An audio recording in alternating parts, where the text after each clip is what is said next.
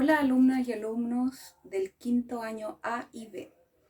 Yo soy su profesora de lenguaje, la profesora Lucía Saavedra, y comentarles que todas las semanas voy a ir subiendo videos que van relacionados con la guía que se envía semanalmente y por supuesto con la unidad de aprendizaje que estamos viendo, que es la unidad número 1.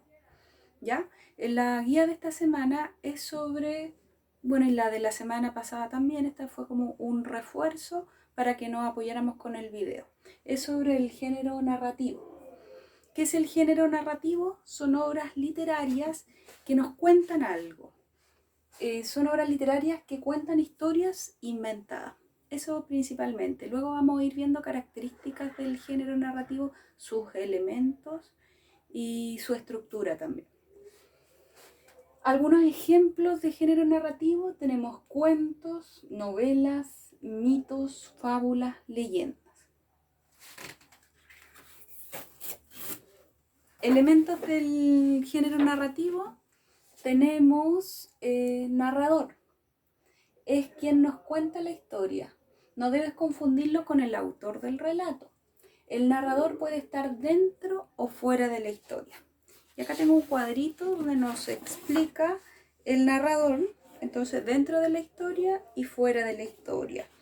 Los narradores dentro de la historia tenemos el narrador protagonista y el narrador testigo. El narrador protagonista narra en primera persona y es la persona a la que le suceden los hechos, ¿ya? Y el narrador testigo cuenta la historia también en primera persona, porque interviene en ella, pero no es el protagonista, ¿ya? Y luego tenemos fuera de la historia el narrador omnisciente, es aquel que narra en tercera persona, es decir, él, ella, y conoce todos los hechos que ocurren en el relato, incluso lo que piensan y sienten.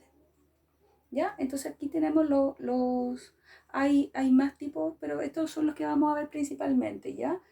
Lo más importante acá a tener en cuenta es que existe el narrador dentro del relato y fuera del relato. Dentro del relato está el protagonista, testigo, y fuera del relato el narrador omnisciente.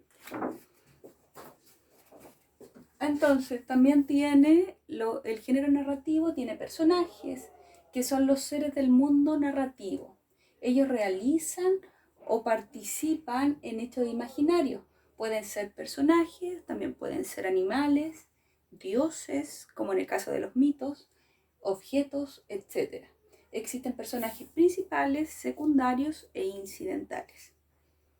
Los acontecimientos son los hechos o acciones imaginarias que participan los personajes.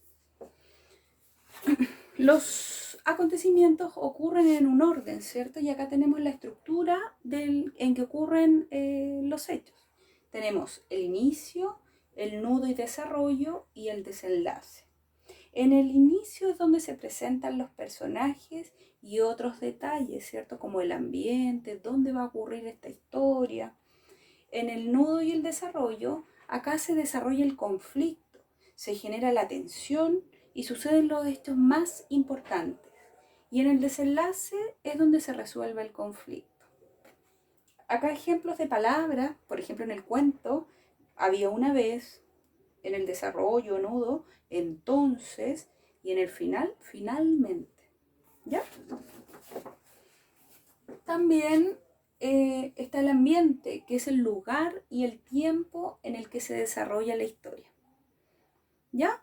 Eso principalmente en la guía tienen un texto donde deben encontrar algunos acontecimientos, personajes, describir el ambiente, etc.